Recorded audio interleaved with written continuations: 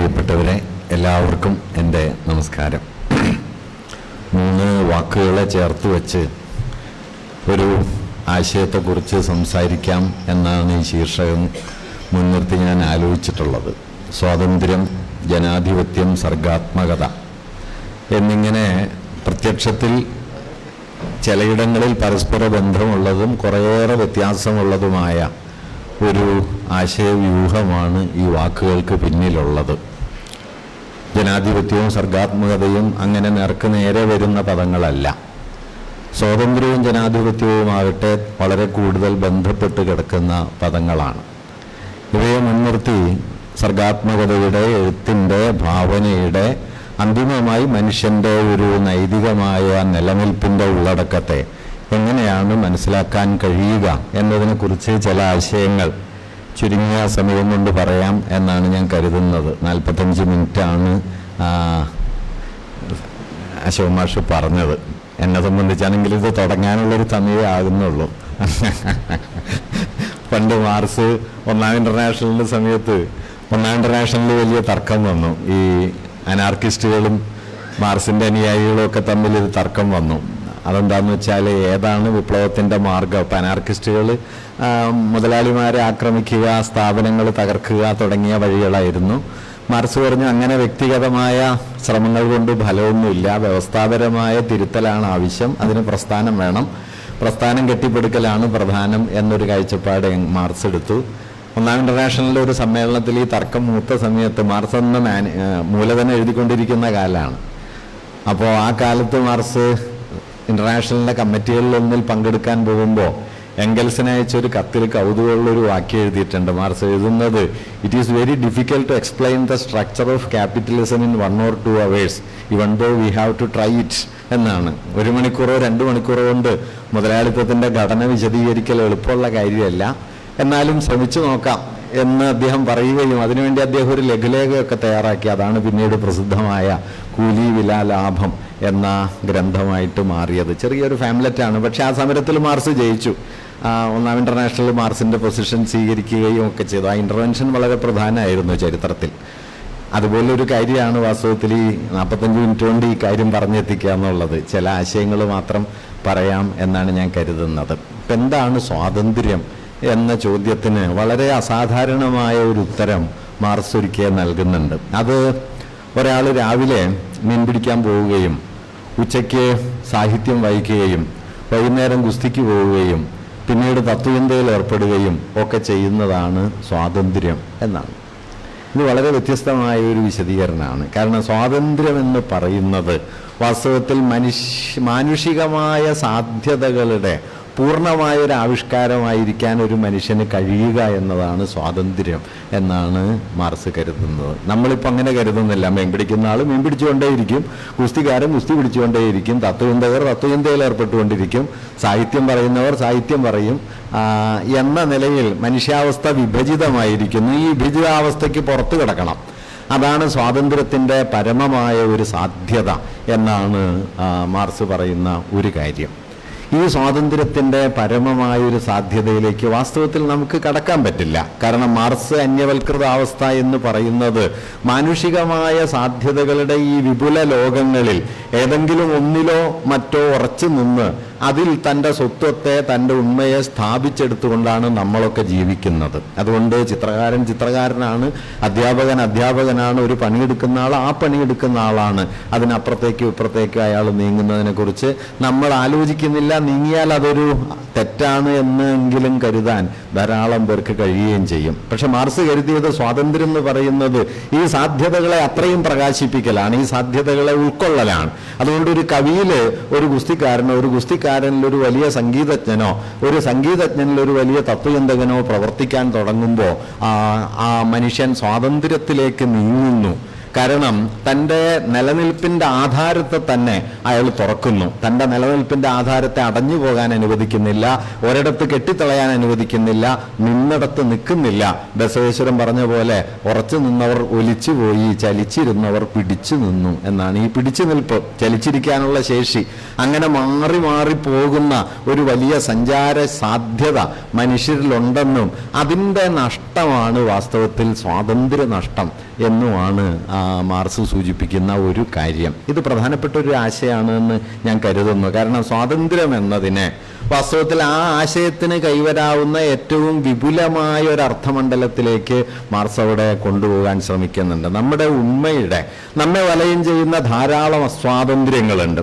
അത് രാഷ്ട്രീയ ഭരണകൂടങ്ങളുടെ അസ്വാതന്ത്ര്യമാകാം, നാം ജീവിക്കുന്ന കാലത്തിൻ്റെ സാമൂഹികമായ, ജാതിയോ മതങ്ങളോ അല്ലെങ്കിൽ സാമ്പത്തികമായ ഘടനകളോ ഒക്കെ രൂപപ്പെടുത്തുന്ന അസ്വാതന്ത്ര്യങ്ങളാകാം.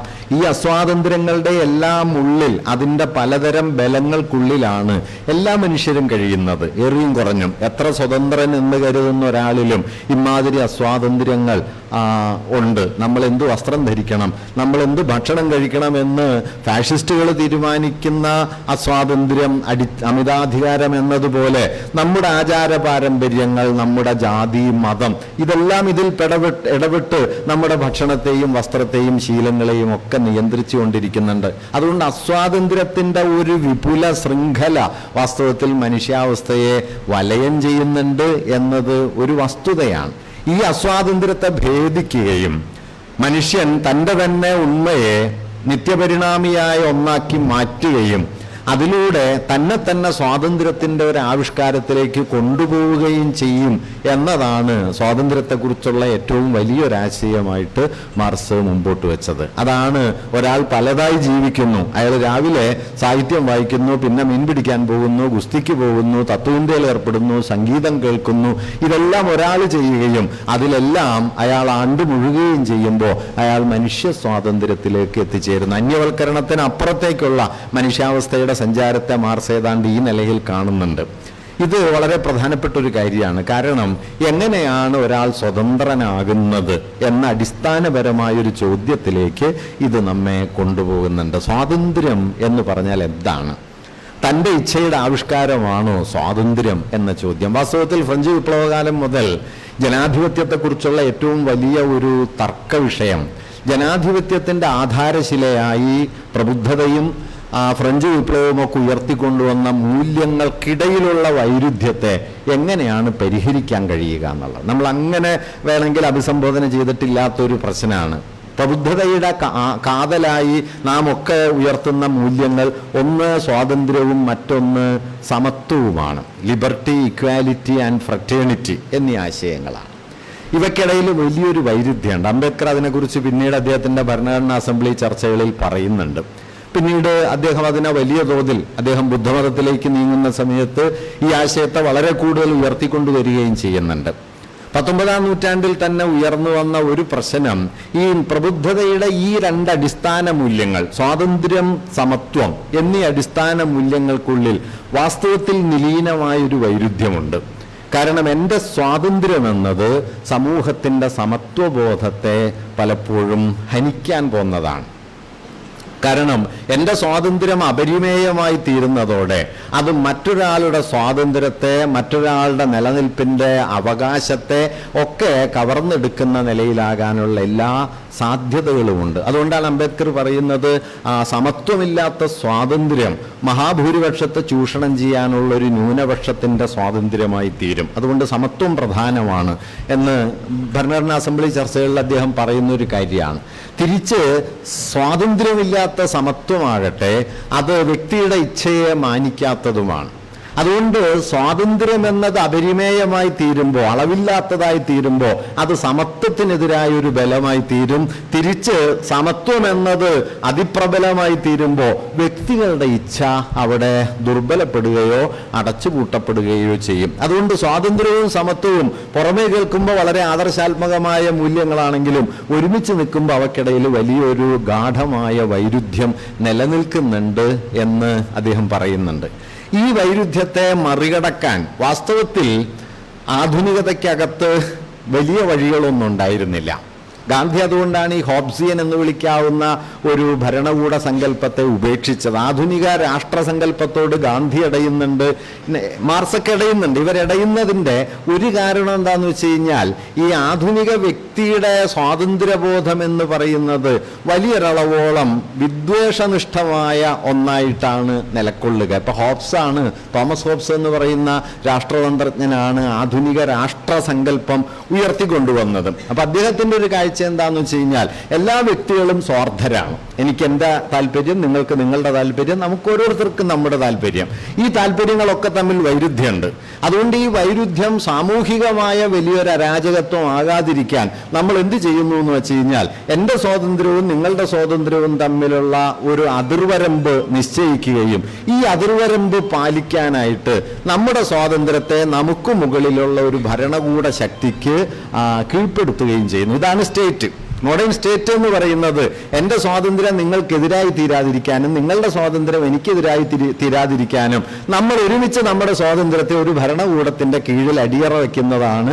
എന്നിട്ട് നിങ്ങൾ എന്നെ നിയന്ത്രിക്കൂ എന്ന് നമ്മൾ ഭരണകൂടത്തോട് പറയുന്നു. ഇതാണ് ഈ റൂൾ ഓഫ് ദി ലോ, നിയമവാഴ്ച എന്ന് പറയുന്നതിൽ വാസ്തവത്തിൽ ഈ ഒരു പ്രശ്നമുണ്ട്. കാരണം നമ്മളൊക്കെ അടിസ്ഥാനപരമായി സ്വാർത്ഥരാണ്. അതുകൊണ്ട് ഓൾ അഗെയിൻസ്റ്റ് ഓൾ, എല്ലാവരും എല്ലാവർക്കും എതിരെ എന്ന ഒരു തത്വത്തിന്റെ മുകളിലാണ് വാസ്തവത്തിൽ ഈ ആധുനിക ഭരണകൂട സങ്കല്പം തന്നെ നിലനിൽക്കുന്നത്. ഗാന്ധിജി ഉയർത്തിയ അതിപ്രധാനമായൊരു വിമർശനം അദ്ദേഹം ഞാനീ പറയുന്ന പദാവലികളിലൊന്നും അല്ല പറയുന്നത്. അഖിൽ ബിൽഗ്രാമി എന്നു പേരായ വലിയ മാർക്സിസ്റ്റ് ചിന്തകൻ കൂടിയായിട്ടുള്ള നമ്മുടെ കാലത്തെ വലിയ സൈദ്ധാന്തികൻ, അദ്ദേഹം അത് വിശദീകരിക്കുമ്പോൾ മനോഹരമായിട്ട് പറയുന്ന ഒരു കാര്യം എന്താണെന്ന് വെച്ചാൽ, ഗാന്ധിജി ഉയർത്തിയ വിമർശനത്തിന്റെ കാതൽ എന്താണെന്ന് വെച്ചാൽ, ഈ മനുഷ്യരില് ഈ ശത്രുതാപരമായ വൈരുദ്ധ്യങ്ങൾ മാത്രമല്ല ഉള്ളത്, അല്ലെങ്കിൽ സ്വാർത്ഥത്തിന്റെ മൂല്യങ്ങൾ മാത്രമല്ല ഉള്ളത്. എനിക്ക് നിങ്ങളിൽ നിന്ന് ഭിന്നമായ മൂല്യങ്ങൾ ഉണ്ടെന്നത് പോലെ തന്നെ അദ്ദേഹം പറയുന്ന ഒരു കാര്യം, എനിക്ക് പരിത്യാഗത്തിന്റെ ശേഷിയുണ്ട്. ഈ പരിത്യാഗം, സാക്രിഫിഷ്യൽ വാല്യൂസ്, അദ്ദേഹം പറയുന്നത് മനുഷ്യ ജീവിതത്തിലെ ഏറ്റവും ആദരണീയമായ രണ്ട് മൂല്യങ്ങൾ പരിത്യാഗത്തിൻ്റെതാണ്. അതൊന്ന് സ്നേഹത്തിൻ്റെയും മറ്റൊന്ന് വാത്സല്യത്തിൻ്റെതുമാണ്. സ്നേഹവും വാത്സല്യവും പരിത്യജിക്കാനുള്ള സന്നദ്ധത കൊണ്ടുകൂടിയാണ് ഉണ്ടാകുന്നത്. അപ്പൊ ഈ പരിത്യാഗ മൂല്യങ്ങൾ മനുഷ്യരിൽ ഉണ്ടായിരിക്കെ അതിനെ പ്രധാനമായി എടുക്കാതെ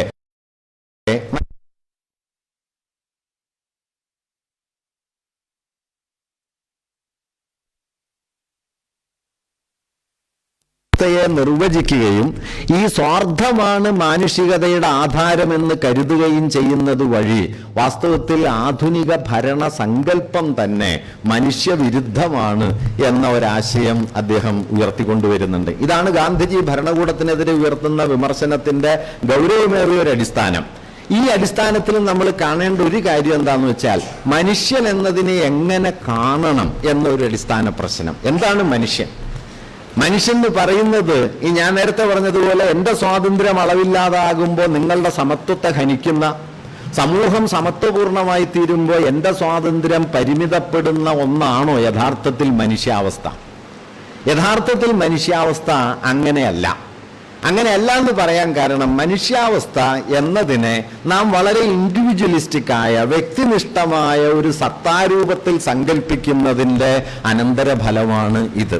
കാരണം ഒരു വ്യക്തി അതിൽ തന്നെ പൂർണ്ണതയുള്ള ഒന്നാണെന്നും മറ്റൊരാള് അയാളിൽ തന്നെ പൂർണ്ണതയുള്ള ഒന്നാണെന്നും ഇവ തമ്മിൽ രണ്ട് ലോകങ്ങളാണ് എന്നും കരുതുന്നതോടെ ഇവർക്കിടയിൽ അനിവാര്യമായൊരു വൈരുദ്ധ്യം രൂപപ്പെടും.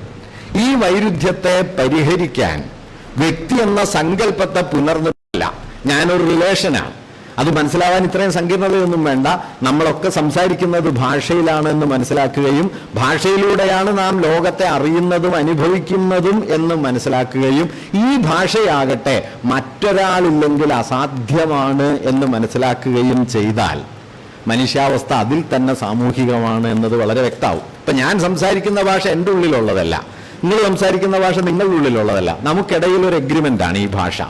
അതുകൊണ്ട് നമ്മളുണ്ടാവുക, നമുക്കിടയിൽ ഉടമ്പടികൾ ഉണ്ടാവുക, ആ ഉടമ്പടികളിലൂടെ ഞാൻ സംസാരിക്കുക, നിങ്ങളും സംസാരിക്കുക. ഞാൻ എന്നെയും മനസ്സിലാക്കുന്നു, ഞാൻ നിങ്ങളെയും മനസ്സിലാക്കുന്നു, നിങ്ങൾ നിങ്ങളെ മനസ്സിലാക്കുന്നു, നിങ്ങൾ ലോകത്തെ മനസ്സിലാക്കുന്നു. അതുകൊണ്ടൊരു സമൂഹ ബന്ധമായിട്ടാണ് വാക്കിലാണ് മനുഷ്യബോധം. അതുകൊണ്ട് മനുഷ്യനായിരിക്കുക എന്ന് പറയുമ്പോൾ ഭാഷയിലായിരിക്കുക എന്ന അർത്ഥമുണ്ട്. ഭാഷയിലായിരിക്കുക എന്ന് പറയുന്ന സമയത്ത് സാമൂഹിക ബന്ധങ്ങൾക്കുള്ളിലായിരിക്കുക എന്നും അർത്ഥമുണ്ട്.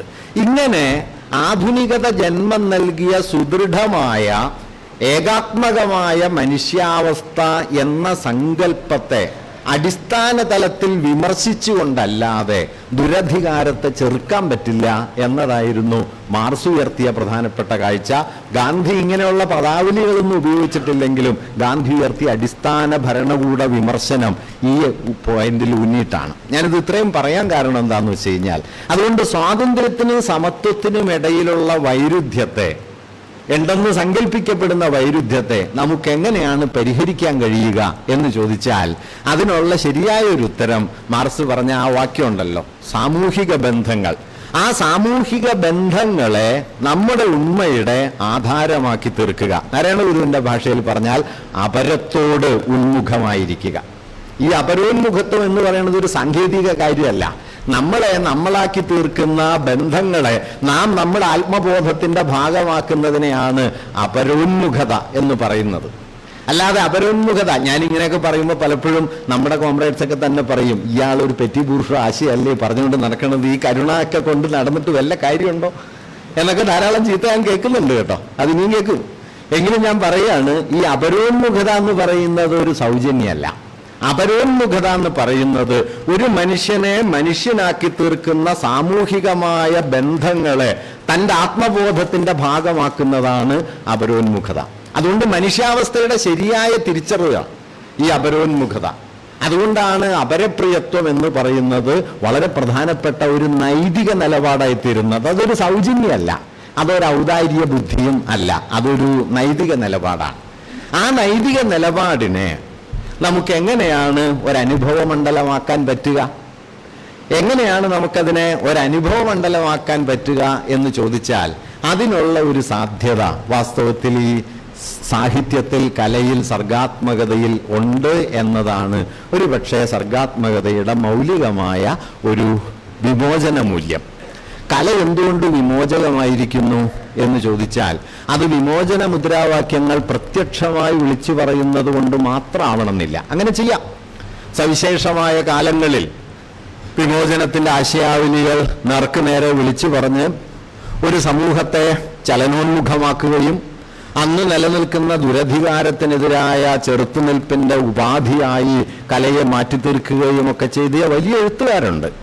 അതൊരു പ്രധാന രീതിയുമാണ്. പക്ഷേ അതുമാത്രമാണ് കലയുടെ വിമോചക മൂല്യം എന്ന് നാം തെറ്റിദ്ധരിക്കരുത്. കല അതിനേക്കാൾ ആഴത്തിൽ വിമോചകമായിരിക്കുന്ന ഒരു സന്ദർഭം എന്താന്ന് വെച്ചാൽ, അല്ലെങ്കിൽ അടിസ്ഥാന സന്ദർഭം എന്താന്ന് വെച്ചാൽ, കല ഒരു വ്യക്തിയെ അയാളിൽ നിന്ന് മോചിപ്പിക്കുന്നു എന്നതാണ്. നമ്മൾ നമ്മിൽ നിന്ന് മോചിപ്പിക്കും. നമ്മുടെയൊക്കെ ജീവിതത്തിന്റെ ആധാരഹേതു നമ്മളാണ്. ഞാൻ ചെയ്യുന്ന എല്ലാ പ്രവൃത്തിയുടെയും ഉള്ളിൽ ഞാനുണ്ട്. പക്ഷെ ഞാൻ വായിക്കുന്ന ഒരു കൃതിയിൽ ഞാനില്ല. ഞാൻ വായിക്കുന്ന കൃതിയിൽ മനുഷ്യവംശത്തിന്റെ അനന്തഭേദങ്ങളുണ്ട്, അതിലേക്ക് കടന്നു നിൽക്കുകയാണ് ചെയ്യുന്നത്. അതുകൊണ്ട് ഒരു കൃതി വായിക്കുന്ന സമയത്ത്, ഒരു കലയിൽ പങ്കുചേരുന്ന സമയത്ത് ആ പങ്കുചേരലിനുള്ള സവിശേഷത അത് സംജ്ഞാപരമായിട്ടോ സമ്പർക്കപരമായിട്ടോ സങ്കല്പനപരമായിട്ടോ അല്ല, മറിച്ച് അനുഭൂതിനിഷ്ഠമായിട്ടാണ് എന്നതാണ്. നിങ്ങളല്ലാത്ത ഒരു ജീവിതത്തിന്റെ അനുഭവ ലോകങ്ങളിലൂടെ കടന്നു പോവുകയും നമ്മളൊക്കെ നമ്മുടെ ജീവിതത്തിന്റെ അനുഭവ മണ്ഡലങ്ങൾക്ക് അപ്പുറത്തേക്ക് കടന്നു നിൽക്കുകയും നമ്മിൽ നിന്ന് വിമോചിതരായി തീരുകയും ചെയ്യുന്നു എന്നത് കല നൽകുന്ന, സർഗാത്മകത നൽകുന്ന വലിയൊരു വിമോചന സാധ്യതയാണ്. ഈ വിമോചന സാധ്യതയെ ചെറുതായി കണ്ടുകൂടാം. കാരണം മനുഷ്യന് മറ്റെന്തെങ്കിലും ഒരു ഉപാധി ഇതേ അളവിൽ അവരവരിൽ നിന്ന് മോചിപ്പിക്കപ്പെടാൻ സാധാരണ നിലയിലില്ല. നിങ്ങൾക്ക് ദാർശനികമായി അത് ചെയ്യാം, രാഷ്ട്രീയമായി അത് ചെയ്യാം. അങ്ങനെയൊക്കെ ചെയ്യുമ്പോൾ നാം പലപ്പോഴും സങ്കല്പനപരമായി ആശയവ്യവസ്ഥകൾ എന്ന നിലയ്ക്കാണ് നാം സാർവദേശീയത എന്ന് പറയുന്നത്. മറിച്ച് ലോകത്തിന്റെ ഏതോ കോണിലുള്ള ഒരു മനുഷ്യന്റെ ജീവിതത്തിന്റെ കയറ്റിറക്കങ്ങളിലൂടെ സഞ്ചരിക്കുകയും അതിന്റെ വികാരഭരിതമായ അനുഭവ മണ്ഡലങ്ങളിലൂടെ നാം സഞ്ചരിക്കുകയും നാം മറ്റൊരാളായി തീരുകയും ചെയ്യുന്നു. അയാളുടെ ജീവിതത്തിന്റെ ഒരംശം നമ്മുടെ ജീവിതത്തിന്റെ ഭാഗമായി തീരുകയും ചെയ്യുന്നു. അങ്ങനെ നാം പാർക്കുന്ന നമ്മുടെ ഉണ്മയുടെ ആധാരഹേതുവായിരിക്കുന്ന ഒരു ചെറിയ ലോകത്തെ, ഇത്തിരി വട്ടത്തെ ലോകത്തോളം വലുതാക്കുന്നു ഇത് കല തരുന്ന വലിയൊരു സാധ്യതയാണ്. കല എന്താണ് ചെയ്യുന്നതെന്ന് ചോദിച്ചാൽ വാസ്തവത്തിൽ ഈ ഒരു വിമോചനാണ്. ഈ വിമോചനം വളരെ പ്രധാനമാണ്. അതുകൊണ്ട് സാഹിത്യം എന്ന് പറയുന്നത് നമ്മുടെ ഇപ്പോഴത്തെ ഉപയോഗവാദ യുക്തിയുടെ ഒരു ഘട്ടത്തിൽ സാഹിത്യം ഒരു പ്രയോജനമില്ലാത്ത കാര്യമാണ്. കാരണം സാഹിത്യം വായിച്ചിട്ട് എന്ത് കിട്ടാനാണ്, കലയിൽ പ്രവർത്തിച്ചിട്ട് എന്ത് കിട്ടാനാണ് എന്ന് ചോദിക്കുന്നുണ്ട്. എൻ്റെ സുഹൃത്തു കൂടിയായിട്ട് ഞങ്ങളുടെ സർവകലാശാലയിലെ അധ്യാപകരിലെ പ്രധാനിയായിട്ടുള്ള പവിത്രൻ സാഹിത്യത്തെക്കുറിച്ച് എഴുതുമ്പോൾ പറഞ്ഞൊരു വാക്യം, മനോഹരമായ വാക്യമാണ്, മനുഷ്യന്റെ ആത്മനിഷ്ഠതയുടെ ചരിത്രമാണ് സാഹിത്യം. കലയും സാഹിത്യവും മനുഷ്യന്റെ ആത്മനിഷ്ഠതയുടെ ചരിത്രമാണ്. മനുഷ്യനൊരു ജന്തുവായിട്ട് ജീവിക്കുകയല്ല, മനുഷ്യർ അനുഭവങ്ങളിൽ ജീവിക്കുന്നു. ഈ അനുഭവങ്ങൾ പങ്കുവെക്കപ്പെടുന്നു. പങ്കുവെക്കപ്പെട്ട അനുഭവങ്ങളിലൂടെ കടന്നു പോകുന്നു. അങ്ങനെ കടന്നുപോയിട്ട് തന്നെ വലുതാക്കിക്കൊണ്ടിരിക്കുന്നു. തൻ്റെ അതിർത്തികളെ തന്നെ പൊട്ടിക്കുന്നു. തൻ്റെ അതിർത്തികളെ പൊട്ടിക്കാനായിട്ട് നമുക്ക് നമ്മുടെ കയ്യിൽ എന്ത് ഉപാധിയായിട്ടുണ്ട് എന്നാലോചിച്ചാൽ അതിൻ്റെ അടിസ്ഥാനപരമായ പേര് സർഗാത്മകത എന്നതാണ്. സർഗാത്മകതയുടെ വലിയ സാധ്യത അതാണ്. അതല്ലാതെ അത് നമ്മെ രസിപ്പിക്കുക മാത്രം ചെയ്യുന്ന, ആസ്വാദന മൂല്യം മാത്രം പകരുന്ന ഒന്നല്ല. വിമോചക മൂല്യമുള്ള ഒന്നായി കല മാറുന്നത് ഈ തലത്തിൽ കൂടിയാണ്. അങ്ങനെ വരുമ്പോൾ കല എന്ത് ചെയ്യുന്നു? ഒരു വ്യക്തിയുടെ അനുഭവ ലോകത്തെ അയാളുടെ വ്യക്തിപരമായ അനുഭവ മണ്ഡലങ്ങൾക്ക് അപ്പുറത്തേക്ക് കൊണ്ടുപോവുകയും അപരമെന്നതിന് വാസ്തവത്തിൽ അയാളുടെ പരിചയസീമയിലുള്ള 4-5 ആളുകളല്ല, അയാളുടെ ബന്ധവലയമല്ല, ബന്ധുമിത്രാദികളല്ല, മനുഷ്യവംശത്തോളം വലിയ ഒരു അപരോന്മുഖത ഈ കല നമുക്ക് വാഗ്ദാനം ചെയ്യും. അതുകൊണ്ട് ഉന്നതമായ കലയും ഉന്നതമായ രാഷ്ട്രീയവും ചെന്ന് തൊടുന്ന അന്തിമമായ ഏകബിന്ദു വാസ്തവത്തിൽ ഈ അപരോന്മുഖതയും അത് പകരുന്ന ഒരു നീതിബോധവുമാണ് എന്ന് പറയാം. ഇത് വളരെ പ്രധാനപ്പെട്ട ഒരു കാര്യമാണ്. നിങ്ങളൊരു കുറ്റവാളിയുടെ എന്താ പറയുക സമർപ്പണവാക്യം വായിച്ച് മനുഷ്യവംശത്തിന്റെ മുഴുവൻ യാതനകളെക്കുറിച്ചും തിരിച്ചറിയും എന്നതാണ് കുറ്റവും ശിക്ഷയും നമുക്ക് തരുന്ന ഒരു വാഗ്ദാനം. റാസ്കോൾനിക്കോവ് സോണിയയുടെ മുമ്പിൽ മുട്ടുകുത്തിയിട്ട് പറയും, നിന്റെ മുമ്പിലല്ല, യാതന അനുഭവിക്കുന്ന മുഴുവൻ മനുഷ്യവംശത്തിന്റെയും മുമ്പിലായിട്ട് ഞാൻ മുട്ടുകുത്തുന്നു എന്ന ആ വാക്യമാണ് 19-20 നൂറ്റാണ്ടുകളിൽ എഴുതപ്പെട്ട ഏറ്റവും മഹിമയുറ്റ മനുഷ്യവാക്യങ്ങളിൽ ഒന്ന്. അത് അത്ര വലുതാണ്. അത്ര വലുതായിരിക്കുന്നത് ആ വാക്യം പറഞ്ഞത് ഒരു കുറ്റവാളിയാണ്. അത് പറഞ്ഞത് വ്യഭിചാരത്തിൽ ജീവിക്കേണ്ടി വരുന്ന ഒരു പെൺകുട്ടിയോടാണ്. പക്ഷെ മനുഷ്യ മഹിമയുടെ മുഴുവൻ പ്രാകാരങ്ങളെയും നിങ്ങൾക്ക് ആ വാക്യത്തിൽ കാണാൻ പറ്റും. അതിലൂടെ സഞ്ചരിക്കാൻ പറ്റും. അത് നമ്മെ തുറക്കും. ഈ തുറസാണ് കല തരുന്നൊരു സാധ്യത. ആ തുറസ് അടഞ്ഞു പോയി കഴിഞ്ഞാൽ നമ്മളൊക്കെ വൈലോപ്പിള്ളി പറഞ്ഞ പോലെയാവും, ഇത്തിരി വട്ടം മാത്രം കാണുന്നവർ, ഇത്തിരി വട്ടം ചിന്തിക്കുന്നവർ. അതുകൊണ്ട് ഇത്തിരി വട്ടങ്ങളിൽ നിന്നുള്ള മനുഷ്യന്റെ വലിയ വിമോചന സാധ്യതയാണ് സർഗാത്മകത വാഗ്ദാനം ചെയ്യുന്നതെന്നും ആ സർഗാത്മകതയുടെ ഈ ശേഷിയാണ് അതിനെ അടിസ്ഥാനപരമായി വിധ്വംസകമാക്കുന്നതോ വിപ്ലവപരമാക്കുന്നതോ എന്നും കൂടി നാം ഓർക്കേണ്ടതുണ്ട്. അതുകൊണ്ട് നല്ല കലയോട് എപ്പോഴും ദുരധികാരം ഏറ്റുമുട്ടിക്കൊണ്ടിരിക്കും. കാരണം നല്ല കല ഉറപ്പിച്ചു നിർത്തുകയല്ല, നല്ല കല ഇളക്കിക്കൊണ്ടിരിക്കുകയാണ് ചെയ്യുക. ഉറച്ചതിന് ഇളക്കാണ് ചെയ്യുക. അടിയിളക്കങ്ങൾ ഉണ്ടാക്കും. നിങ്ങൾ ഉറച്ചു നിൽക്കുന്ന ഒരു വാക്ക്, ഇപ്പൊ മിഖായേൽ ബെക്തിൻ എന്ന് പറയുന്ന 20-ാം നൂറ്റാണ്ടിലെ വലിയ സംസ്കാര ചിന്തകൻ, ഭാഷാ പണ്ഡിതൻ, അദ്ദേഹം വാക്കിനെ കുറിച്ച് പറയുമ്പോൾ മനോഹരമായ ഒരു കാര്യം പറയുന്നുണ്ട്. അദ്ദേഹം പറയുന്നത് വാക്കിന് ഒരു ആന്തര ജീവിതമുണ്ട്. എന്താന്ന് വെച്ച് കഴിഞ്ഞാൽ അതൊരു കേന്ദ്രത്തിലേക്ക്, വ്യവസ്ഥാപിതമായൊരു ക്രമത്തിലേക്ക് വാക്കിനെ കൊണ്ടുവരാനായ ശ്രമങ്ങൾ ഏത് ഭാഷയിലും നടക്കും. നിഘണ്ടുക്കൾ, ഉച്ചാരണക്രമങ്ങൾ, വാക്യഘടന, വ്യാകരണ വ്യവസ്ഥ, ഇതെല്ലാം ഭാഷയെ മെരുക്കുന്ന വഴികളാണ്. അങ്ങനെ ഭാഷയെ മെരുക്കി ഇന്നതാണ് ഈ വാക്കിന്റെ അർത്ഥം, ഇന്ന രീതിയിലാണ് പറയേണ്ടത്, ഇന്നതാണ് പ്രയോഗക്രമം എന്നെല്ലാം പറയും. അങ്ങനെ ഭാഷയെ മെരുക്കി സുനിശ്ചിതത്വത്തിലേക്ക് കൊണ്ടുവരുന്ന ഒരു കേന്ദ്രാധികാരം ഭാഷയിൽ പ്രവർത്തിച്ചുകൊണ്ടിരിക്കെ തന്നെ മനുഷ്യർ ഭാഷയിൽ പ്രവർത്തിച്ചതിനെ വേറെയാക്കി കളയും. നിങ്ങൾ പറഞ്ഞുണ്ടാക്കി ഉറപ്പിച്ചു നിർത്തിയ ഒരർത്ഥത്തെ ഒരു കവിതയില് കവി വേറെയാക്കി കളയും. കവി നേരെ വിപരീതാക്കി കളയും. പണ്ടാ വടക്കേ ചിറയൊന്ന് കണ്ടാൽ കുളിച്ചിടണം എന്ന് തോന്നും, പണ്ടാരമാം വാഴ്ചയിൽ ഇന്ന് അതൊന്ന് കണ്ടാൽ കുളിച്ചിടണം എന്ന് തോന്നും എന്ന് എഴുതിയിട്ട് വൈലോപ്പിള്ളി ഒരു വാക്കിനെ വിപരീതാക്കും. ഉടനീളം നിങ്ങൾക്കിത് കാണാൻ പറ്റും. ബസ് വന്നുപോയി, ദൂരാലിരമ്പം കേൾപ്പു, വേഷം വിസ്തരിച്ചത് പോരും അമ്പലത്തിലേക്കല്ലേ, പിന്നെയും ചന്തം ചാർത്തി തങ്ങി നീ ഭദ്രേ. ഭദ്രേന്നൊക്കെ വെറുതെ പറയണമെന്ന് കേട്ടോ. ആ പ്രയോഗമൊക്കെ ഭയങ്കര തമാശയാ, മുടിഞ്ഞടിയാ. അപ്പോഴാ പിന്നെയും ചന്തം ചാർത്തി തങ്ങി നീ ഭദ്രേ, ബസ് വന്നു പോയി സവിഷാദം എന്ന് നാം ആലിൻ ചോട്ടിൽ. ഒരു കോമയിട്ട് വിപരീതാക്കി. ഇങ്ങനെ ഒരു വാക്ക് അതിനെ തന്നെ തിരുത്തും. അങ്ങനെ ഒരു വാക്കിനെ അർത്ഥം കൊണ്ട് ഉറപ്പിക്കുമ്പോൾ, പ്രയോഗം കൊണ്ട് ഉറപ്പിക്കുമ്പോൾ, ആശയം കൊണ്ട് ഉറപ്പിക്കുമ്പോൾ, അങ്ങനെ ഉറച്ച ഒരു ലോകത്തിന്റെ ഉള്ളിലെ വൈരുദ്ധ്യങ്ങളെ പുറത്തു കൊണ്ടുവന്ന് ഈ ഉറച്ച ലോകത്തെ അസ്ഥിരപ്പെടുത്തുകയും അതിനപ്പുറത്തേക്ക് അനുഭവത്തെ തുറക്കുകയും, അങ്ങനെ മനുഷ്യരുടെ ഈ അനുഭവ മണ്ഡലത്തെ വലുതാക്കി കൊണ്ടുവരിക. അങ്ങനെ വലുതാക്കി കൊണ്ടുവന്ന് രാഷ്ട്രങ്ങളാകട്ടെ, ഭരണകൂട സങ്കല്പങ്ങളാകട്ടെ, നീതിബോധമാകട്ടെ, സദാചാരമാകട്ടെ, ഇത്തരത്തിൽ വ്യവസ്ഥാപിതമായി തീർന്ന അനുഭവ ഘടനകളെ അസ്ഥിരപ്പെടുത്തുകയും മനുഷ്യ സ്വാതന്ത്ര്യത്തെ അപരോന്മുഖത കൊണ്ട് കൂടുതൽ വിപുലമാക്കുകയും ചെയ്യുക എന്നതാണ് സർഗാത്മകത, കല നൽകുന്ന വലിയൊരു സാധ്യത. അതുകൊണ്ട് കല ആളുകളെ രസിപ്പിക്കുക മാത്രമല്ല ചെയ്യുന്നത്, കല ആളുകളെ മോചിപ്പിക്കുന്നുണ്ട്. ഇത് കൂടുതൽ ഉറപ്പിച്ച് പറയണമെന്നാണ് ഞാൻ കരുതുന്നത്. കാരണം കല കൊണ്ട് ഒരു പ്രയോജനമില്ല. ഇത് പഠിച്ചതുകൊണ്ട് നിങ്ങൾക്ക് എന്തെങ്കിലും ഒരു പണി കിട്ടാൻ സാധ്യതയില്ല. ഒരു പണിയും നിങ്ങൾക്ക് മനസ്സിലാവില്ല. വെറുതെ ഇരുന്ന് വാചകടിക്കുന്ന ഒരു കൂട്ടം ഏർപ്പാടാണ് ഈ സാഹിത്യവും കല എന്ന് കരുതുന്ന ഉപകരണവാദികളുടെ ഒരു വലിയ ലോകം വരുന്ന സമയത്ത് വാസ്തവത്തിൽ കലയുടെ അടിസ്ഥാന ധർമ്മം വളരെ പ്രധാനമാണ്. കാരണം ഇത് നഷ്ടപ്പെടുമ്പോൾ വാസ്തവത്തിൽ നിങ്ങൾക്ക് മനുഷ്യർക്ക് തങ്ങളല്ലാത്തതിലേക്ക് സംക്രമിക്കാനുള്ള ഒരു സാധ്യതയാണ് അടഞ്ഞു പോകുന്നത്. മനുഷ്യരെപ്പോഴാണ് വലുതായിത്തീരുന്നത് തന്നിൽ നിന്ന് പുറത്തു കിടക്കുമ്പോഴാണ്. ഈ പുറത്തു കിടക്കാനായിട്ടുള്ള ഏറ്റവും പ്രധാനപ്പെട്ട വഴിയാണ് ഈ സർഗാത്മകതയുടെ വഴി എന്ന് പറയും. അത് അടഞ്ഞു പോയിക്കൂടാ.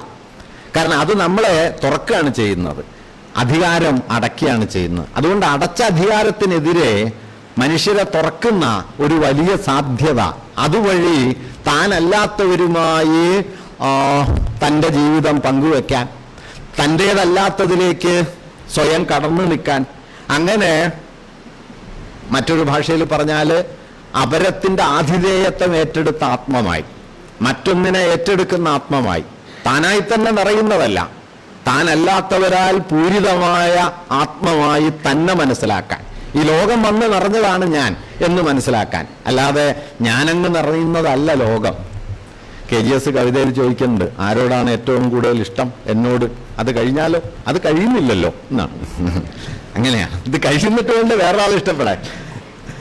അങ്ങനെ താനായി ലോകത്ത് നിറയല്ല, ലോകം വന്ന് നിറയുന്നതാണ് താനെന്ന് അനുഭവപ്പെടാൻ. ഈ അനുഭവ മൂല്യം പ്രധാനമാണ് കേട്ടോ. അനുഭവ മൂല്യം വില കുറഞ്ഞതും ആദർശം പ്രധാനമായി തീരുമ്പോൾ വാസ്തവത്തിൽ വലിയ നഷ്ടം വരും. ആദർശം പ്രധാനമായതായിരുന്നു ശങ്കരാചാര്യര്, അനുഭവ മൂല്യം വലുതായതായിരുന്നു നാരായണഗുരു. വ്യത്യാസം മനസ്സിലാവുന്ന കരുതാം. ശങ്കരന് ഇത്ര അദ്വൈതം പറഞ്ഞിട്ടും ജാതി പ്രശ്നമാണെന്ന് തോന്നിയില്ല. ഗുരുവിന് പക്ഷെ ആദ്യം തോന്നിയത് അദ്വൈതമാണെങ്കിൽ ആദ്യം ജാതി പോകണം. അതുകൊണ്ട് ഒരു അനുഭവത്തെ, ഒരു ആശയത്തെ നിങ്ങൾ അനുഭവ മൂല്യമാക്കി കഴിഞ്ഞാൽ ആ ആശയം പ്രവർത്തിക്കാൻ തുടങ്ങും. ആദർശമായാലും സെമിനാറിൽ പ്രസംഗത്തിൽ അവസാനിക്കും. അതുകൊണ്ട് ഈ അനുഭവ മൂല്യം എന്ന് പറയുന്നത് വാസ്തവത്തിൽ പ്രധാനപ്പെട്ട കാര്യമാണ്. അപരോന്മുഖത ഒരാദർശമാണോ? അപരോന്മുഖത ഒരു ജനതയുടെ അനുഭവ മൂല്യമാണോ? അനുഭവ മൂല്യമാക്കുന്ന ഇടത്തെയാണ് നമ്മൾ സർഗാത്മകത എന്ന് പറയുന്നത്. ഈ സർഗാത്മകതയ്ക്ക് അതുകൊണ്ട് ആഴത്തിലൊരു ജനാധിപത്യമുണ്ട്. അതെന്താണെന്ന് വെച്ചാൽ അത് നമ്മളല്ലാത്തവരിലേക്ക് കൊണ്ടുപോകുന്ന, ചേർത്ത് വയ്ക്കുന്ന ഒരു ഘടകമായിരിക്കുന്നു. അവിടെ ജനാധിപത്യത്തെ എങ്ങനെ മനസ്സിലാക്കണം എന്നതും പ്രധാനപ്പെട്ട ഒരു കാര്യമാണ്. അതുകൂടി പറഞ്ഞിട്ട് ഞാനിത് അവസാനിപ്പിക്കാം. ജനാധിപത്യം എന്നത് ഭൂരിപക്ഷ ഹിതമാണ് എന്ന് നാം സാധാരണ ധരിച്ചു പോരാറുണ്ട്. വാസ്തവത്തിൽ ജനാധിപത്യത്തിൻ്റെ ഒരു നിർവഹണ തന്ത്രമാണ് ഭൂരിപക്ഷം എന്നത്. അത് അതിൻ്റെ അടിസ്ഥാന തത്വമല്ല. അടിസ്ഥാന തത്വമായി കഴിഞ്ഞാൽ പിന്നെ അത് നിലനിൽക്കില്ല. വാസ്തവത്തിൽ ഇന്ത്യൻ ഭരണഘടനയുടെ ഏറ്റവും വലിയ സവിശേഷത എന്താണെന്ന് വെച്ചാൽ അത് ജനാധിപത്യത്തെ കൗണ്ടർ മെജോറിറ്റേറിയനായ ഒരു കേന്ദ്രത്തിൽ കൊണ്ടുവന്ന് നിർത്താൻ ശ്രമിക്കുന്നുണ്ടെന്നുള്ളതാണ്. മെജോറിറ്റേറിയനിസം വാസ്തവത്തിൽ ഫാഷിസത്തിന്റെ തൊട്ടു പുറകിലുള്ള പടിയാണ്. അടുത്ത ചുവട് വെച്ചാൽ ഫാഷിസായി. കാരണം ഭൂരിപക്ഷവാദം എന്നത് ജനാധിപത്യമാവില്ല. നിങ്ങൾ 100 പേരുണ്ട്, 90 പേര് എന്ന് തീരുമാനിക്കുന്നു, ബാക്കി 10 പേരെ പുറത്താക്കുന്നു എന്നുള്ളത് ജനാധിപത്യമല്ല. അംബേദ്കർ അതുകൊണ്ടായി ജനാധിപത്യത്തെക്കുറിച്ച് പറഞ്ഞപ്പോൾ വളരെ മൗലികമായ ഒരു ആശയം അദ്ദേഹം പറയുന്നത് വ്യത്യസ്തരായിരിക്കാനും ആ വ്യത്യസ്തതയുടെ പേരിൽ വേട്ടയാടപ്പെടാതിരിക്കാനുമുള്ള അവകാശമാണ് ജനാധിപത്യം.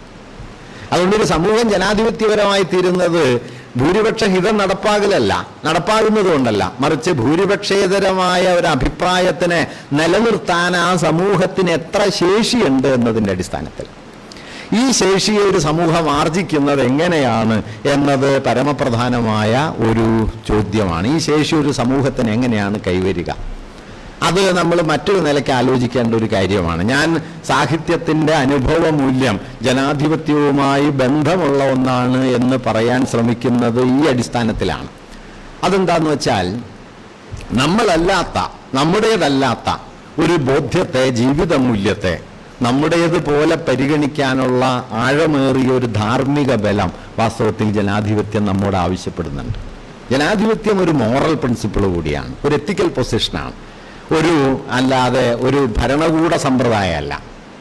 ആ ഭരണകൂട സമ്പ്രദായമായിട്ട് ജനാധിപത്യത്തെ മനസ്സിലാക്കിയാൽ ജനാധിപത്യം നിലനിൽക്കില്ല. ഭരണഘടനാ അസംബ്ലി ചർച്ചകളിൽ അംബേദ്കർ ഇത് അവതരിപ്പിക്കുന്ന സമയത്ത് പറയുന്ന ഏറ്റവും പ്രധാനപ്പെട്ട ഒരു കാര്യം, ഇന്ത്യൻ സമൂഹത്തിന് ജനാധിപത്യപരമായി നിലനിൽക്കാൻ സ്വയമേവ ശേഷിയില്ല. അദ്ദേഹം ഇത് അന്ന് പറയുന്നുണ്ട്. അദ്ദേഹം ഇന്ത്യൻ ജനാധിപത്യത്തെക്കുറിച്ച് പറഞ്ഞ വലിയ താക്കീത് എന്തായിരുന്നു എന്ന് വെച്ചാൽ, പൊളിറ്റിക്കൽ മെജോറിറ്റി എന്നതിനെ കമ്മ്യൂണൽ മെജോറിറ്റി ആക്കാൻ ഇന്ത്യക്ക് വളരെ എളുപ്പം കഴിയും. രാഷ്ട്രീയ ഭൂരിപക്ഷത്തെ വർഗീയ ഭൂരിപക്ഷം കൊണ്ട് പകരം വെക്കാൻ കഴിയും. എന്നിട്ട് അദ്ദേഹം പറയുന്നുണ്ട്, രാഷ്ട്രീയ ഭൂരിപക്ഷത്തെ നിങ്ങൾക്ക് അസ്ഥിരപ്പെടുത്താം, രാഷ്ട്രീയ ഭൂരിപക്ഷം ഉണ്ടായി വരുന്നതാണ്, വർഗീയ ഭൂരിപക്ഷത്തെ നിങ്ങൾക്ക് അസ്ഥിരപ്പെടുത്താൻ കഴിയില്ല, വർഗീയ ഭൂരിപക്ഷത്തിലേക്കാണ് നിങ്ങൾ ജനിച്ചു വീഴുന്നത് തന്നെ. രാഷ്ട്രീയ ഭൂരിപക്ഷം തുറന്നതാണ്, ഇളകുന്നതാണ്, വർഗീയ ഭൂരിപക്ഷം അടഞ്ഞതാണ്, സ്ഥിരമാണ്. അതുകൊണ്ട് വർഗീയ ഭൂരിപക്ഷം ഉണ്ടാകാതിരിക്കുക എന്നത് ഒരു ജനാധിപത്യ സംവിധാനം നിലനിൽക്കണമെങ്കിൽ വളരെ മൗലികമായ ഒരു ആവശ്യമാണ് എന്ന് അദ്ദേഹം പറയുകയും അതിനുള്ളൊരു കരുതൽ എന്ന നിലയ്ക്ക് ഭരണഘടനാ അസംബ്ലി അംഗീകരിച്ചൊന്നുമില്ല, ഇന്ത്യൻ പാർലമെന്റിൽ അംഗങ്ങളാകാവുന്ന സവർണ ഹിന്ദുക്കളുടെ എണ്ണം ആദ്യം നിജപ്പെടുത്തണം എന്ന വ്യവസ്ഥ അദ്ദേഹം കൊണ്ടുവന്നു. എത്ര സവർണർക്ക് ഈ പാർലമെന്റിൽ വരാം? അത് വളരെ മർമ്മസ്പർശിയായ പ്രശ്നമാണ്. കാരണം കഴിഞ്ഞ പാർലമെന്റിൽ UP യിൽ നിന്ന് 80 അംഗങ്ങളിൽ ഒരു മുസ്ലിം പോലും ഉണ്ടായിരുന്നില്ല. ഇപ്പം 4 പേരോ മറ്റോ ഉണ്ട്. അന്ന് ഒരാൾ പോലും ഇല്ല. UP യിലെ ജനസംഖ്യയിൽ 15% മുസ്ലിങ്ങളുണ്ട്. ഒരു മുസ്ലിം പോലും പക്ഷേ പാർലമെന്റിൽ വന്നില്ല. കാരണം മെജോറിറ്റേറിയനിസം ജനാധിപത്യത്തിന്റെ വേഷത്തിൽ വരും. അതുകൊണ്ട് ഈ ഭിന്നതയെ മെയിൻറ്റെയിൻ ചെയ്യലാണ് ജനാധിപത്യം. ഈ ഭിന്നതയെ ഒരു സമൂഹ അനുഭവ തലത്തിൽ എങ്ങനെ മെയിൻറ്റെയിൻ ചെയ്യും? അതിനുള്ള ഏറ്റവും ആഴമേറിയ ഉപാധിയാണ് കല. കല പറയുന്നത് ഇതല്ല ജീവിതം. നിങ്ങൾ സ്നേഹത്തിന്റെ ഏറ്റവും പരമവിശിഷ്ടമായ രൂപം കാണുന്നത് എവിടെയാണോ, നമ്മൾ എങ്ങനെയാണോ അതിനെ മനസ്സിലാക്കുന്നത്, ഇതൊന്നുമല്ല കല മുമ്പിൽ കൊണ്ടുവരുന്നത്. ഒരു കൊലയാളി ഒരു വ്യഭിചാരിണിയായ പെൺകുട്ടിയുടെ മുമ്പിൽ ചെന്ന് മുട്ടുകുത്തുമ്പോൾ സ്നേഹത്തിന്റെ പരമമായ രൂപം വരുന്നു എന്നതാണ് കലയുടെ ഒരു സാധ്യത. അത് നമ്മുടെ അയൽവക്കത്താണെങ്കിൽ നമ്മൾ വകവെച്ചു കൊടുക്കൂല, കല പക്ഷെ വകവെച്ചു കൊടുക്കും. ബഷീർ ആകാശത്തേക്ക് ഒരു ചുവന്ന ഒരു ഉണങ്ങിയ ചുള്ളിക്കമ്പെടുത്ത് എറിയുന്നു, അത് പൊങ്ങിത്താഴുന്നു, അപ്പുറത്ത് നാരായണി കാണുന്നു. നാരായണി ഒരു ചുള്ളിക്കമ്പെടുത്തെറിയുന്നു, ബഷീർ ഇപ്പുറം കാണുന്നു. പ്രണയം. നമുക്കൊരു ചുള്ളിക്കമ്പ് കൊണ്ട് പ്രണയത്തെ അടയാളപ്പെടുത്തുക ജീവിതത്തിൽ സാധ്യമല്ല. ഒറ്റക്കണ്ണം പോക്കരുടെ മകള് സൈനബ മണ്ടമുസ്തഫയെ പ്രേമിക്കുന്നുണ്ട്. പുട്ടുവിടുമ്പോൾ പുട്ടുകണയിൽ പൊടിയിട്ടിട്ട് ഒരു കോഴിമുട്ടയും കൂടി എടുത്തിട്ടിട്ട് വീണ്ടും പൊടി നിറച്ചിട്ട് ആവിയിൽ വേവിക്കും. വെന്ത് കഴിയുമ്പോൾ ഒരു പുഴുങ്ങിയ മുട്ട അതിനകത്തുണ്ടാവും. പ്രണയത്തിന്റെ അടയാളമാണ്. നിങ്ങൾ ആമോയ്ക്ക് പുഴുങ്ങിയ മുട്ട എടുത്ത് അന്ന് തീരും പ്രണയം. അപ്പോഴാണ് പ്രണയത്തിന്റെ അടയാളം. പ്രണയം വലുതാവുക. മനസ്സിലാവുന്നുണ്ടോ? കല എന്ത് ചെയ്യുന്നു? മനുഷ്യാനുഭവത്തെ വലുതാക്കുന്നു. ഒരു ഉണങ്ങിയ ചുള്ളിക്കമ്പായി, ഒരു പുഴുങ്ങിയ മുട്ടയായിട്ട്. കോവിലിൽ എഴുതുന്നു, പട്ടിയും അമ്മയാണ്, പട്ടിയും പെറുന്നു. ആ വാക്യത്തിന്റെ ആഘാതശേഷി എന്ത് മാരകമാണ്! നിങ്ങൾ അമ്മയെക്കുറിച്ച് പറയുന്ന എല്ലാ വ്യാജ ആ സ്തുതികളും ഒറ്റ വാക്യത്തിൽ കോവിലം റദ്ദാക്കും. പട്ടിയും പെറുന്നു, പട്ടിയും അമ്മയാണ്. ഇത് കല തരുന്ന വലിയൊരു സാധ്യതയാണ്. അത് നാം ഉറച്ചു നിൽക്കുന്ന നമ്മുടെ മാതൃത്വത്തിന്റെ മുഴുവൻ പ്രകീർത്തനങ്ങളും റദ്ദായി പോകുന്ന ഒറ്റ വാക്യാണത്. ഞാൻ പറയുന്നത് ഇങ്ങനെ നമ്മുടെ ധാരണകളെ അസ്ഥിരപ്പെടുത്തിക്കൊണ്ട് അഥവാ അതിൻ്റെ അതിർത്തികളെ നിരന്തരം വലുതാക്കിക്കൊണ്ട് നമ്മുടേതല്ലാത്ത അനുഭവങ്ങളിലേക്ക് നമ്മെ നിരന്തരം കടത്തി നിർത്തുന്ന മനുഷ്യന്റെ ഏറ്റവും വലിയ സാധ്യതയെയാണ് വാസ്തവത്തിൽ നമ്മൾ സർഗാത്മകതയായി കാണേണ്ടത്. അതല്ലാതെ ഒരാൾക്ക് കവിത എഴുതാനോ പാട്ട് പാടാനോ നോവൽ എഴുതാനോ ഉള്ള ശേഷി, ഞാനത് കുറച്ച് കാണുകയല്ല, ആ ശേഷിയാണെന്നോ അത് നൽകുന്ന സൗന്ദര്യമാണെന്നോ മാത്രം ചുരുക്കി കണ്ടാൽ ഇത് നമ്മുടെ എന്തൊരു സ്വകാര്യ ഏർപ്പാടാണെന്ന് കരുതുകയും ധരിക്കുകയും ഇതിന്റെ സാമൂഹിക അർത്ഥങ്ങൾ, ഇതിന്റെ സാമൂഹിക ഫലം തിരിച്ചറിയപ്പെടാതെ പോവുകയും ചെയ്യും. അതുകൊണ്ട് കലയുടെ വലിയ സാധ്യത ഈ അധികാരത്തിനെതിരെ, അധികാരം എന്ന് പറയുന്നത് ഫാഷിസ്റ്റ് ഭരണകൂട രൂപം മുതൽ നമ്മുടെ ജീവിതത്തിലെ പ്രവൃത്തികളിൽ നാം നടത്തുന്ന അധികാര പ്രയോഗങ്ങളിൽ വരെ സന്നിഹിതമായിരിക്കുന്ന, ആഴത്തിൽ വേരോടി പടർന്നിരിക്കുന്ന ഒന്നാണ് ഈ അധികാരം. ഈ എല്ലാ അധികാര രൂപങ്ങളോടും കലയടയും, എവിടെയെങ്കിലുമൊക്കെ ഇടയും. എവിടെയും ഇടയുന്നില്ലെങ്കിൽ വാസ്തവത്തിൽ അതിന് കലയുടെ വലിയ ധർമ്മങ്ങളൊന്നും ഇല്ല എന്നുള്ളതാണ്. അത് പ്രത്യക്ഷത്തിലിടയാം, പരോക്ഷത്തിലിടയാം. അങ്ങനെ ഏതെങ്കിലും തരത്തിൽ പ്രത്യക്ഷത്തിൽ ഇടയുന്നതിനെ മാത്രം ഇടച്ചിലായി തെറ്റിദ്ധരിക്കുകയും ചെയ്യരുത്. വാസ്തവത്തിൽ അത് പരോക്ഷമായിട്ടും ഒക്കെ ഈ ഇടച്ചിൽ വരാം. അങ്ങനെ ഇടഞ്ഞിട്ട് ജീവിതത്തെക്കുറിച്ച് നാം ഉണ്ടാക്കിയ ധാരണ, സമൂഹത്തെക്കുറിച്ച്, അധികാരത്തെക്കുറിച്ച്, ബന്ധങ്ങളെക്കുറിച്ച്, മൂല്യങ്ങളെക്കുറിച്ച് ഒക്കെ ഉണ്ടാക്കിയ ധാരണകളെ കല തിരുത്തിക്കൊണ്ടിരിക്കും. സർഗാത്മകതയുടെ ലോകം നിരന്തരം തിരുത്തിക്കൊണ്ടിരിക്കും എന്നതാണ് സർഗാത്മകത ജനാധിപത്യത്തിലേക്ക് ചേർന്ന് നിൽക്കുന്നതിൻ്റെ ഒരു വലിയ സാധ്യത. കാരണം ജനാധിപത്യം, ഞാൻ നേരത്തെ പറഞ്ഞതുപോലെ, അത് ഭൂരിപക്ഷ ഹിതം എന്നതിനപ്പുറം ഭൂരിപക്ഷേതരമായ ഒരു അനുഭവ മണ്ഡലത്തെ നിലനിർത്താൻ ഒരു സമൂഹത്തിനുള്ള ആഭ്യന്തര ബലത്തിൻ്റെ പേരാണ് ജനാധിപത്യം. നിങ്ങൾ പറഞ്ഞത് നിങ്ങളുടെ വീട്ടിൽ നടക്കുമെന്നുള്ളതല്ല, നിങ്ങൾക്കെതിരായ ഒരു നിലപാടിന് നിങ്ങളുടെ വീട്ടിൽ ഇടവുണ്ടോ എന്നതാണ് നിങ്ങളുടെ ജനാധിപത്യത്തിൻ്റെ മാനദണ്ഡം കേട്ടോ. അല്ലാതെ ജനാധിപത്യം മോദിക്ക് മാത്രം ബാധകമായ കാര്യമല്ല. മിക്കവാറും മോഡിമാർ വീട്ടിലുണ്ട്, ചെറിയ ചെറിയ മോഡിമാർ, മോഡിയുടെ മിനിയേച്ചറുകൾ. അതുകൊണ്ട് ഈ ജനാധിപത്യം ഉള്ളിലേക്ക് വരും. അതുകൊണ്ട് ജനാധിപത്യം ഒരു എത്തിക്കൽ പൊസിഷനാണെന്ന് പറയും, എത്തിക്കലാണെന്ന് പറയുന്നു, ഒരു നൈതിക നിലപാടായിട്ട് അത് മാറും.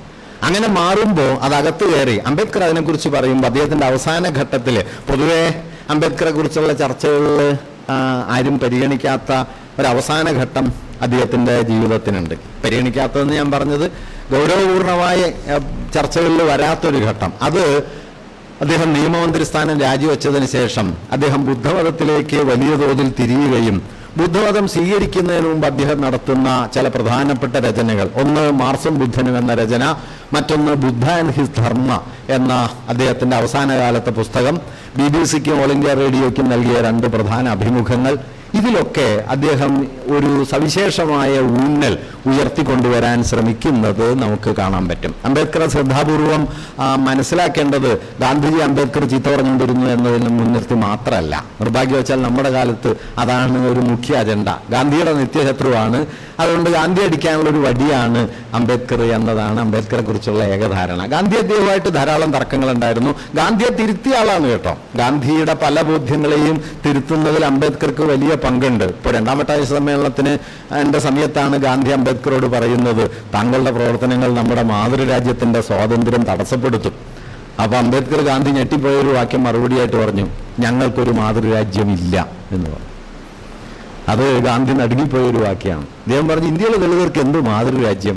വഴി നടക്കാൻ അവകാശമില്ലാത്ത, സ്കൂളിൽ പോകാൻ പാടില്ലാത്ത, പൊതുക്കിണറ്റിൽ നിന്ന് വെള്ളം എടുക്കാൻ വയ്യാത്ത, പകൽ വെളിച്ചത്തിൽ ഇറങ്ങി നടക്കാൻ പറ്റാത്ത മനുഷ്യർക്ക് എന്ത് മാതൃരാജ്യം? ഈ ചോദ്യമാണ് ഗാന്ധിയെ സ്തംഭിപ്പിച്ച് കളഞ്ഞത്. അതിനുശേഷമാണ് ഗാന്ധി അയിത്തോച്ചാടനത്തെ അദ്ദേഹത്തിൻ്റെ പ്രധാന കർമ്മ പരിപാടിയാക്കി മാറ്റിയത്. ഗാന്ധിക്ക് ഉണ്ടായിരുന്ന ഒരു ഗുണം എന്താണെന്ന് വെച്ച് കഴിഞ്ഞാൽ അദ്ദേഹം മാറാൻ സന്നദ്ധനായ ഒരാളായിരുന്നു. മാറ്റത്തെക്കുറിച്ച് അദ്ദേഹത്തിന് ഒരു പേടിയുണ്ടായിരുന്നില്ല.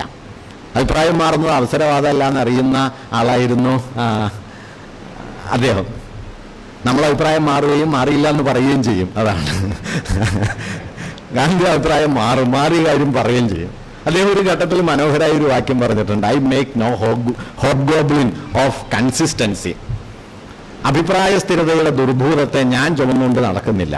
If I am true to myself from moment to moment, I do not mind the inconsistencies that fall upon me.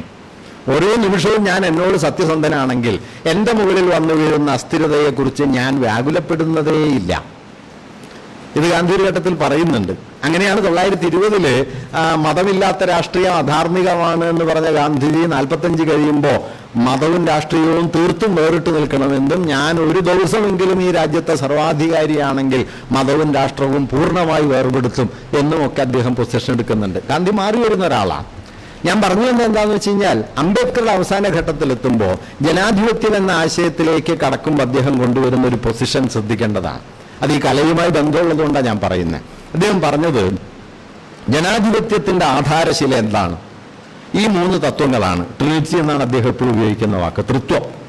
പഴയ ക്രൈസ്തവമായ ഒരു പദമാണത്. വേണമെങ്കിൽ ഹൈന്ദവെന്നും പറയാം, ബ്രഹ്മാവ്, വിഷ്ണു, മഹേശ്വരൻ എന്ന്.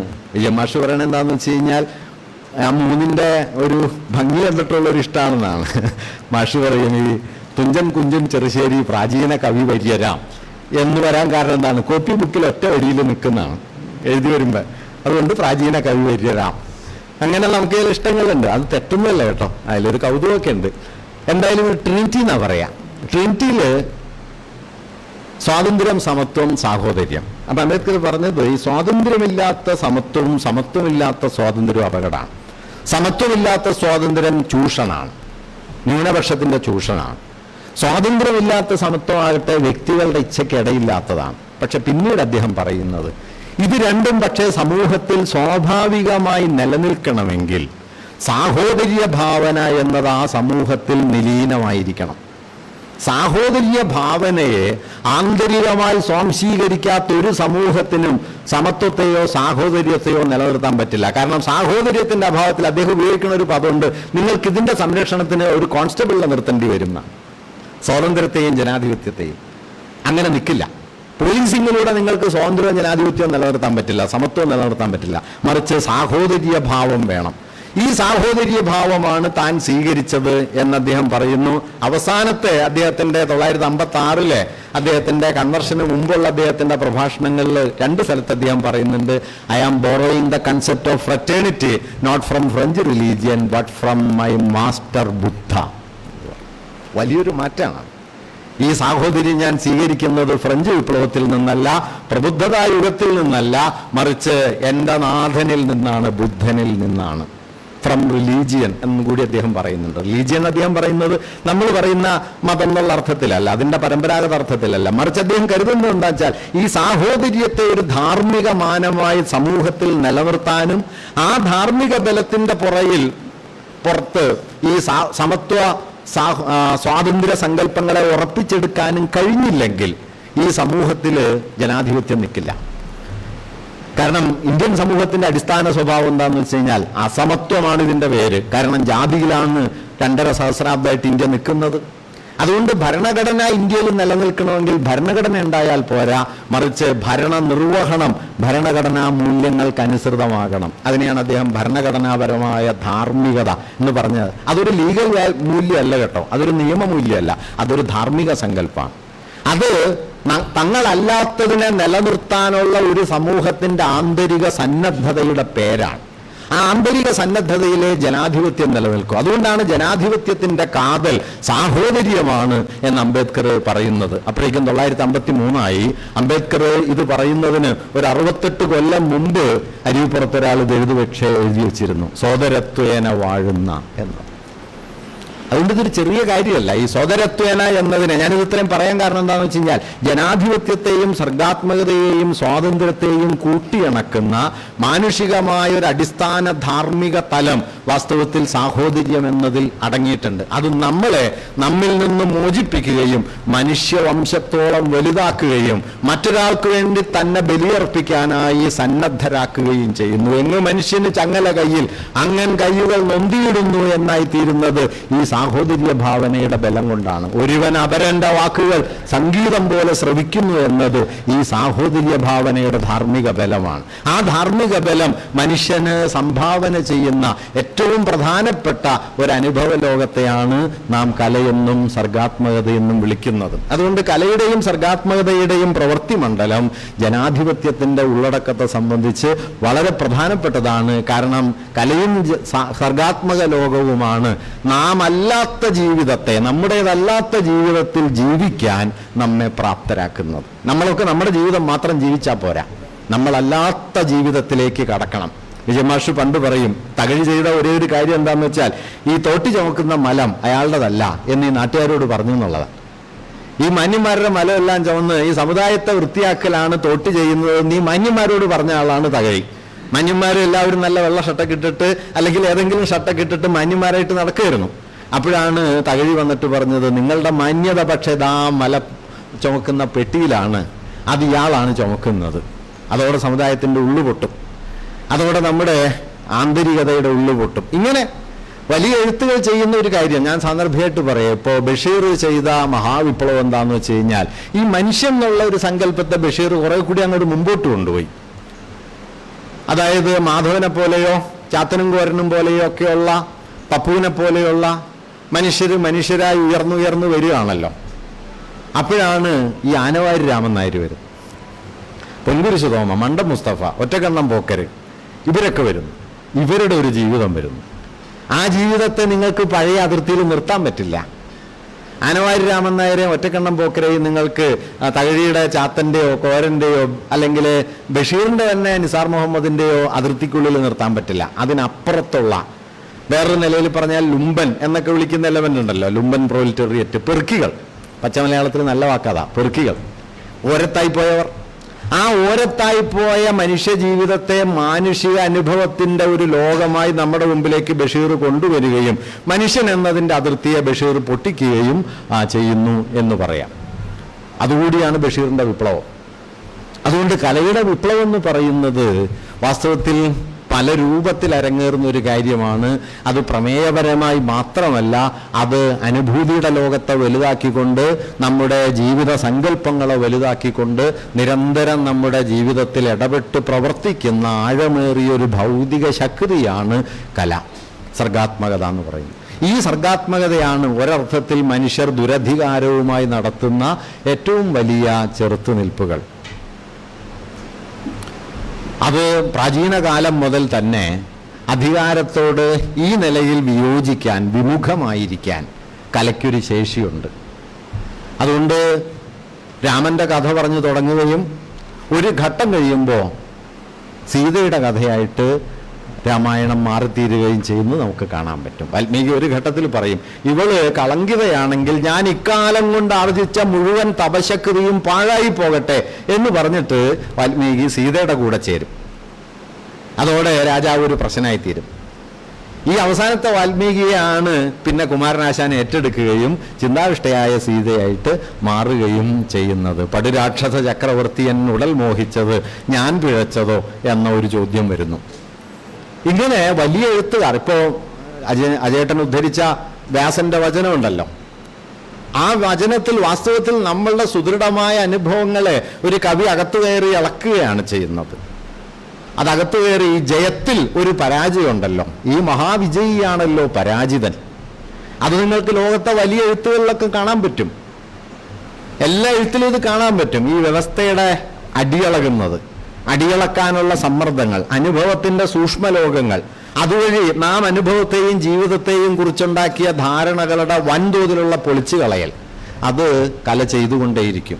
അങ്ങനെ ചെയ്യുന്നത് വഴി ഒരു സമൂഹം അതിനെക്കുറിച്ചുണ്ടാക്കിയ, ജീവിതത്തെക്കുറിച്ചുണ്ടാക്കിയ ധാരണകൾക്കപ്പുറത്തേക്ക് കല കടന്നു നിൽക്കുകയും ചെയ്യും. അതുകൊണ്ട് കലയുടെ സർഗാത്മകതയുടെ ലോകം, മാർക്സ് കലയെക്കുറിച്ച് പറഞ്ഞ മനോഹരമായ ഒരു വാക്യം കൂടി പറഞ്ഞ് ഞാൻ ഈ അവതരണം അവസാനിപ്പിക്കാം. മാർക്സ് കലയെക്കുറിച്ച് പറയുന്നത്, art is at the same time A secret confession and the immortal movement of it's on time എന്ന് പറയും. കല ഒരേ സമയം രഹസ്യമയമായൊരു കുംഭസാരവും അതിൻ്റെ കാലത്തിൻ്റെ അനശ്വരഗതിയുടെ ആവിഷ്കാരവുമാണ്. രണ്ട് പ്രവണതകളാണ്. ഒന്ന് ആ കാലത്തിൻ്റെ ഗതിയുടെ ആവിഷ്കാരമാണ്, expression of the manifestation of the immortal movement of its time. അത് നിലനിൽക്കുന്ന കാലത്തിൻ്റെ ഗതിഭേദങ്ങളെ നിശ്ചയമായും കല ഉൾക്കൊള്ളും. അതിന് പുറത്താണ് കല എന്നൊക്കെ ഉള്ളത് കലയെക്കുറിച്ച് പറയാവുന്ന ഏറ്റവും തെറ്റായ ഒരു ആശയമാണ്. ഒരുപാട് കാലം ആളുകൾ ഇത് പറഞ്ഞതാണ്, ഇപ്പോഴും പറയുന്നുണ്ട്. പക്ഷേ അത് നടക്കുന്ന കാര്യമല്ല. കാരണം എന്താന്ന് വെച്ച് കഴിഞ്ഞാൽ, നിങ്ങൾ കലയിൽ പ്രവർത്തിക്കുക എന്ന് പറഞ്ഞു കഴിഞ്ഞാൽ ഇതിനു മുമ്പുള്ളവരും നിങ്ങൾക്ക് ചുറ്റുമുള്ളവരും ഒക്കെ ഉണ്ടാക്കി വെച്ച പണിത്തരങ്ങളെടുത്ത് അവരുണ്ടാക്കിയ അർത്ഥം, അവരുണ്ടാക്കിയ സങ്കല്പങ്ങൾ, അവരുണ്ടാക്കിയ ആശയലോകങ്ങൾ, ബിംബകൽപ്പനകളൊക്കെ എടുത്തിട്ട് നിങ്ങൾക്കും പെരുമാറാൻ പറ്റൂ. അതുകൊണ്ട് നിങ്ങൾ ഉണ്ടാക്കുന്ന അർത്ഥം നിങ്ങൾ മാത്രമായിട്ട് ഉണ്ടാക്കുന്നതല്ല, ഒരു കാലബന്ധമായിട്ടാണ് അത് പ്രവർത്തിക്കുക. അങ്ങനെയാണ് പ്രവർത്തിക്കുന്നതെന്ന് നമ്മൾ ഉണ്ടാക്കുന്ന സമയത്ത് അറിയണമെന്നൊന്നുമില്ല. അതായത് ഇപ്പോൾ വാക്കിൽ ചരിത്രം ഉണ്ടെന്നുള്ളത് വാക്കുപയോഗിക്കുന്ന ആൾ അറിയണമെന്നൊന്നുമില്ല. അപ്പൊ ചില കവികൾ പറയും ഞാൻ അങ്ങനെ ഉദ്ദേശിച്ചിട്ടില്ല എന്ന് പറയും. മൂപ്പരോട് ഉദ്ദേശിക്കാൻ നമ്മൾ പറയണമില്ല, മൂപ്പര് ഉദ്ദേശിക്കണ്ട. പക്ഷെ വാക്കിന് 500 1000 കൊല്ലത്തെ ചരിത്രമുണ്ട്, അത് മുഴുവൻ മൂപ്പര് ഉദ്ദേശിച്ചെടുത്ത് നിൽക്കണം എന്ന് പറഞ്ഞാൽ നടക്കില്ലല്ലോ. ഇപ്പൊ ഞാൻ എപ്പോഴും ഓർക്കുന്ന പറയുന്ന ഒരു വളരെ ക്രൂഡായ ഒരു വലുതാണ്, എന്നാലും അനിതാ തമ്പിയുടെ ഒരു കവിതയുണ്ട് പ്രണയത്തെക്കുറിച്ച്. 2 വരിയേ ഉള്ളൂ. ഏതു വണ്ടി ഏറി നിഗൂഢം നീ അകന്നു മറഞ്ഞാലും പാഞ്ഞുപോകും എതിർവണ്ടി ചൂളമായി വന്ന് ഉണർത്തും ഞാൻ. ഞാൻ പിന്നെ ഓർക്കാറുള്ളത് ഡബിൾ ലൈൻ ഉണ്ടെങ്കിൽ ഇത് നടക്കുള്ളൂ. പക്ഷെ അത് അതിന് ഓർത്തിട്ടുണ്ടാവില്ല. പക്ഷെ എങ്ങനെയാണ് ചരിത്രം ഒരു ബിംബകൽപ്പനയ്ക്കുള്ളിൽ കയറി നിൽക്കുന്നത്? പാഞ്ഞുപോകും എതിർവണ്ടി ചൂളമാകാൻ കോട്ടയം ചെങ്ങന്നൂര് പറ്റൂല, ഡബിൾ ലൈൻ ആയിട്ടില്ല. അതുകൊണ്ട് ഈ എതിർവണ്ടി ചൂളം എന്നത് ഒരു കവിയുടെ ഭാവനയായിരിക്കെ തന്നെ ചരിത്രത്തിന്റെ മുദ്ര പതിഞ്ഞു കിടക്കുന്ന ഒരു കൽപ്പനയുമാണ്. എല്ലാ വാക്കിലും ഉണ്ടാവും. അത് അറിഞ്ഞു അറിയാതെയൊക്കെ പ്രയോഗിക്കുക. അതുകൊണ്ട് എഴുത്ത് ഒരു വളരെ സ്വകാര്യമായ എഴുത്തെന്നല്ല, ഏത് നിർമ്മാണവും സ്വകാര്യമായ ഒന്നാണ് എന്ന് കരുതുന്നതിൽ വാസ്തവത്തിൽ വലിയ അർത്ഥമൊന്നുമില്ല. അതിനെ വിശദീകരിക്കേണ്ടതില്ലാത്ത മട്ടിൽ പഴകിപ്പോയൊരാശയാണ്. പക്ഷെ മറുഭാഗം ശ്രദ്ധിക്കേണ്ടതാണ്. എഴുത്ത് സാമൂഹികം മാത്രമല്ല, art is at the same time A secret confession. അത് രഹസ്യമയമായൊരു കുംഭസാരമാണ്. അത് നിങ്ങളോട് മാത്രമായി ചിലത് പറയും, നിങ്ങളോട് മാത്രം അനുഭൂതിയുടെ ഒരു തലത്തിൽ അത് ചിലതെല്ലാം പറയും. ആ പറച്ചിലും ചരിത്രപരം തന്നെയാണ് കേട്ടോ. നിങ്ങളുടെ അനുഭവ മണ്ഡലത്തിന്റെ ചരിത്രം, ആ സാഹിത്യവാങ്മയം, കലാവസ്തു, ജീവിച്ച അനുഭവത്തിന്റെ ചരിത്രം, രൂപസംവിധാനങ്ങളുടെ ചരിത്രം, ഇതെല്ലാം കൂടി പ്രവർത്തിച്ച് നിങ്ങൾക്ക് മാത്രമായ ഒരു അനുഭൂതിയുടെ സൂക്ഷ്മലോകം അത് തരും.